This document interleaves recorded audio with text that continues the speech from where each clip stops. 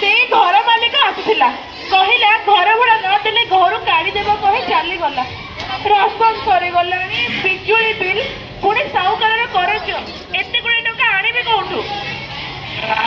ଭଗବାନ ଭରସା। ପାରାଲିସିସ୍ ହେଲା ପରଠୁ ସବୁ ଜଞ୍ଜାଳ ମୋରି ମୁଣ୍ଡ ଉପରେ। ମାଇପି ଲୋକଟେ, କେତେ କରିବି କହିଲ?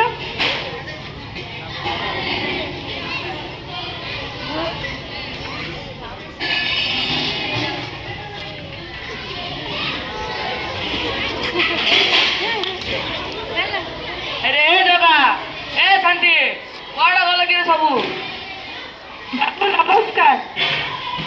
ନମସ୍କାର। ଯଦି ଋଣ ସୁଝି ଥାନ୍ତା ନା ଶାନ୍ତି, ତୁ ଦିନକୁ 1008 ଥର ମୁଣ୍ଡିଆ ମାରନ୍ତୁ। ବାବୁ ଆଉ 2-4 ଦିନ ସମୟ ଦିଅ।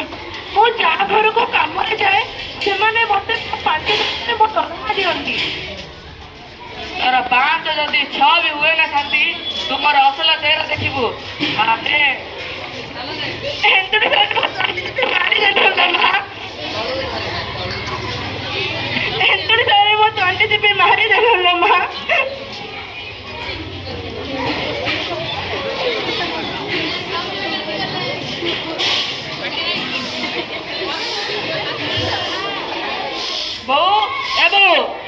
ବାଡ଼ିଲୁ ସ୍କୁଲ ପାଇଁ ଲେଟ୍ ହଉଛି ପରା।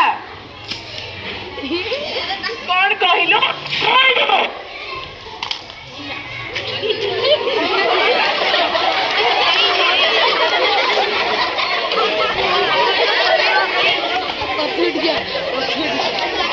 अरे मारी जमाना कौन? तमें चुप रहो।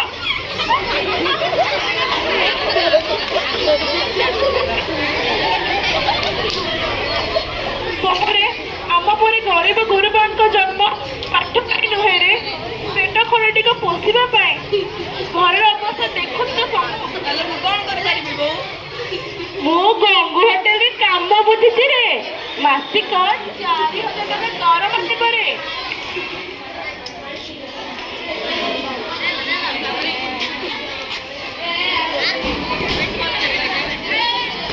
समू ए समू तू आसीचो आसबिनी तो कौन करिबी? तू तो स्कूल आसुनो, सेतिपई मु ही आसी गली आ। नाइरे लिपु, बो मो पे होटल रे काम बुझिछि, सेटिकी जाउछि आ खेलिबा को मध्य समय पाउन, सेति लागी पर एका एका खेली पकाउछि। देखे सबई मु कोन आनिछि?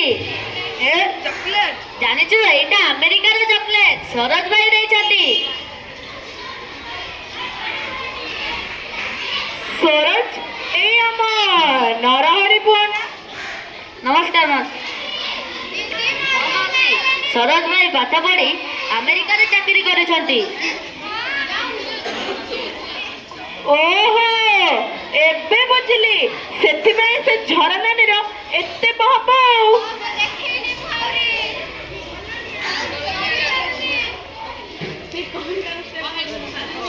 तमे भी तुम पुओ को पाठ पढ़ा माउसी, तमे भी ता ऊपर दिन गर्व करिवो।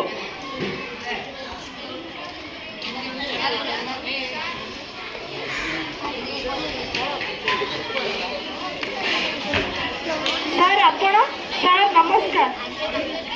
नमस्कार। किरे समू कौन है कि तार एते दिन अब स्कूल आसुन, कौन असुविधा होची? सर कथा कौन कि किरे सफा सफा तो कहबो, एते संकोच कौन पाई? सर आमे खटिखिया लोक, काम कले पेट को 2 टका तो दाना मिलिबो, स्कूल गले कौन पेट पड़ी जीवो ना करज सुजी होई जीवो? सर कहीं ना माउसी, तमें क्षणिक सुख पाई समूर भविष्य को काल अंधार खटरी को ठेली दौछ।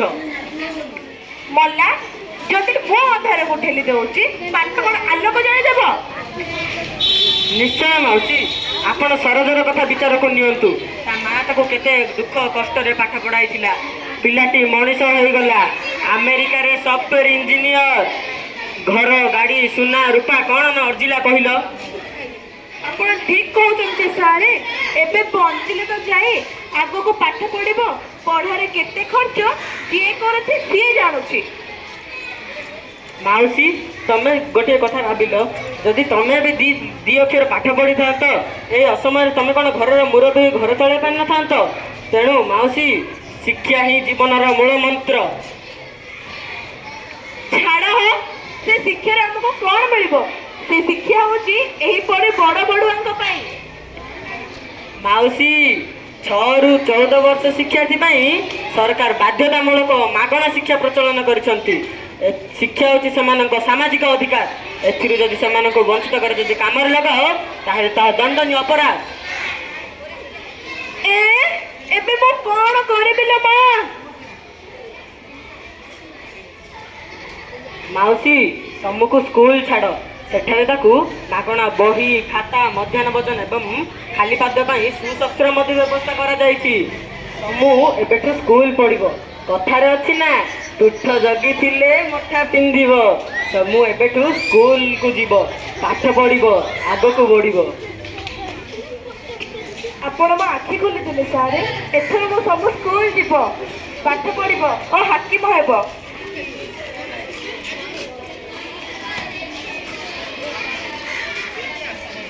न जाए स्कूल, न जाए स्कूल, न जाए स्कूल।